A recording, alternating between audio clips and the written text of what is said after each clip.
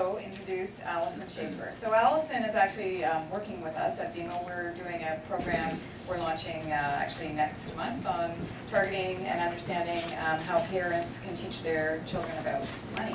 And so Allison is actually working with us as one of our experts on that. So it's great to have her here today. And she's a psychotherapist, and she's one of Canada's leading parenting experts. She's written a number of books, Breaking the Good Mom Myth, and also Honey, I Wrecked the Kids. And so that's a new book, and she also has a parenting show. So we're thrilled to have Allison here to help us understand from a parenting perspective how the social family works. Thank you. And you know, to be the parenting expert and then to talk about your own kids, like there's no pressure there, right? My kids get to be the poster child, and I have two girls, they're 15 and 17, you know, their dad was a very techie, geeky guy, and I love that space. So it was sort of always around and always very comfortable for us. And yet I find that as a parenting expert, people will sort of want to give bragging rights to sort of say, well, but we limit screen time, or, you know, but I make sure that we turn it off, or it's never in the bedroom. And I can hear they've kind of got all these sort of set rules that they've heard, and I just generally get the feeling that it's sort of something negative and something kind of bad. And I think, wow, if you put a camera in my living room and saw the way our social family worked, they're probably going to think we've got to, you know, strip you of your title because you're all sitting there with laptops and you're all watching Glee and you're all on Twitter together, and like, are you really talking and connecting? And yet I have a very strong family, and I really think that we are kind of like the poster child for the social family as we're talking about today. And yet by no stretch of the imagination can I say that that today I have rules to say yes or no, that I'm really interested in being in this conversation, because I think we're all learning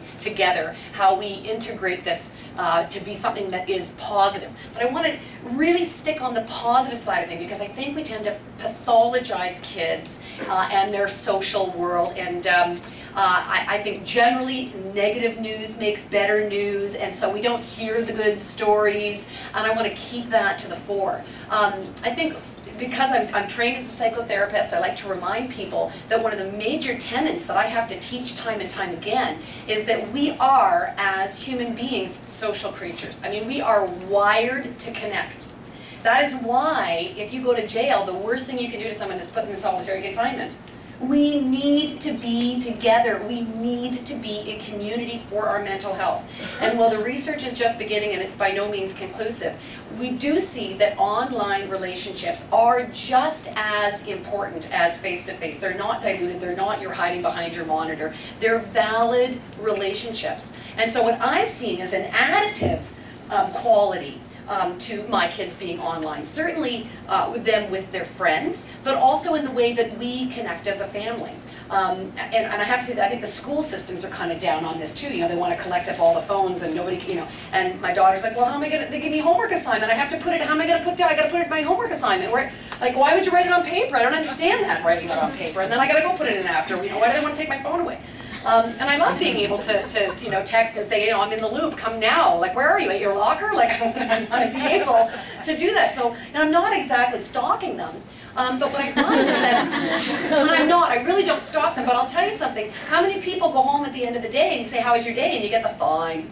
Right? I don't get that answer. I get the little, I got an A on my test. Oh, I got a 57. I feel like I kind of go through the ebb and the flow of their day, and they're willing to share with me more in that format than other formats. It's not to say that we don't have face-to-face, but they would prefer to talk that way.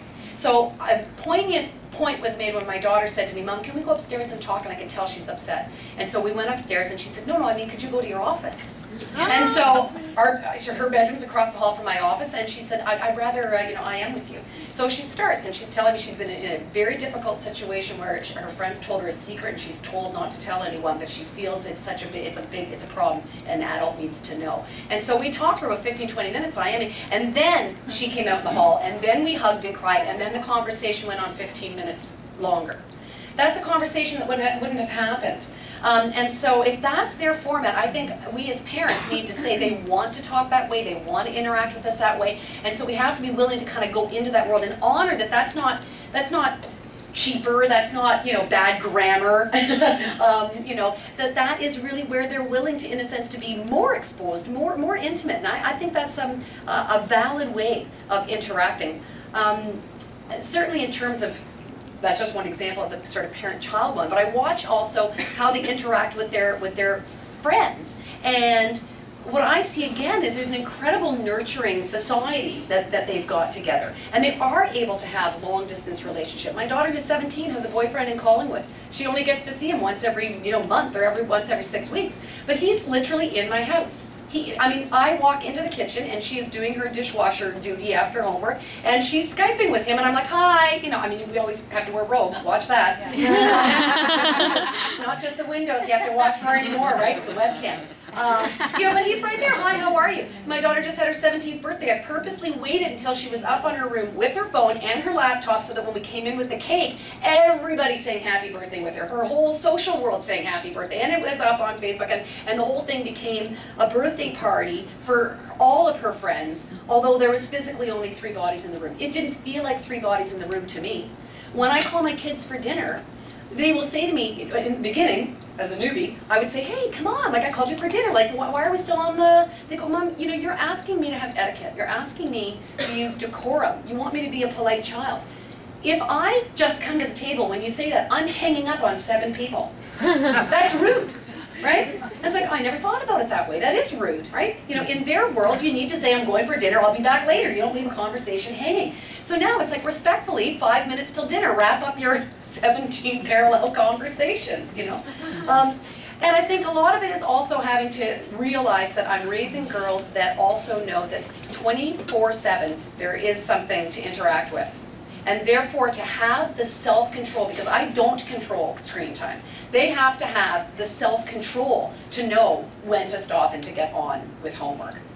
When to say to their friends, look, I'm never going to get anything done unless we all go offline together. Or they all go online and they help each other. And I think that the modern workplace is actually going to be way more collaborative in terms of people working. We think of that as cheating. And I don't think they see it that way at all. They're working as a team all the time. But they're going to have to develop the self-discipline.